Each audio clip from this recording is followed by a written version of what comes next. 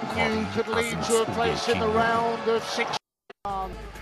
Dominating when it comes to that statistic of 40 shots. They managed 16 on target. 36 for Panama, of which 13 were on target.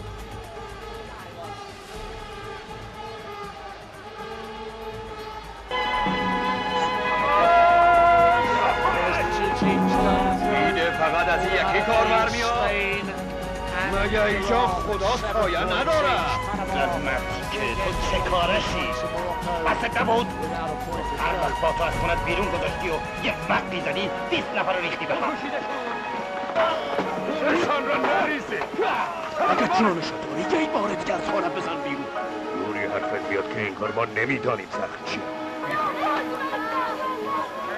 اره این مردم پول کاشت از منه، پول جا از منه، پول همه چی از منه. ما فردا میری برای آوردن او سنگ. This was the game that both teams knew could lead to a place in the round of 16. Opening goal goes Iran's way. Ahmed Esmelapour following up to put the rebound in and edge Iran in front. Perfect response. بررسی مسائل روز سینمای ایران. Brought it back to 1-1. ما هستیم نه من وقت درست میشه Renewed hope. موفق نشم تصمیم دستان بالا صحبت. من فکر میکنم اصلا برای هنرمندی که با بخشنامه چیزی داشته باشه اشکالی کرد که سینمای ما بوجانی که فیلمنامه‌نویس حرفه‌ای وجود نداره. ما هنوز خودمون رو باور نداریم. کسی که فیلم رو میبینه تهش به چی میرسه؟ زبان مشترک همه ما سینماست و دیگر جمله ها ساعت 23 از شبکه 3 سیما. For Galvez, plenty of yellow cards in this game.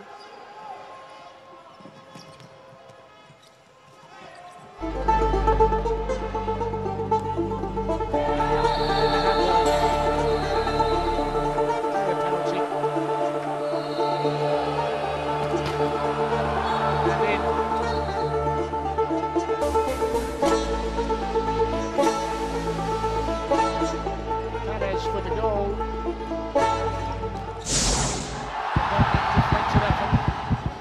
به نام خدا سلام به شما بیننده های خوب برنامه آقای دلواپس. امیدوارم هیچ لحظه ای رو شما دلواپسی نداشته باشید، اما من همچنان دلواپسم. توی خیابون‌های شلوغ تهران که پر از سرصدا ترافیک هم هست. اینجا پل ری هست، پل خیابون ری. یه پلیه که بسیار زیبا با رنگ سفید و آبی رنگ آمیزی شده، بسیار زیبا و قشنگ، اما از این پل هیچ کس رد نمیشه و یه کار خطرناک زیر پل ماشین و موتورهای بسیار با سرعت بالای 50-60 کیلومتر حرکت میکنن. مردم از اینجا رد میشن. جالب اینه که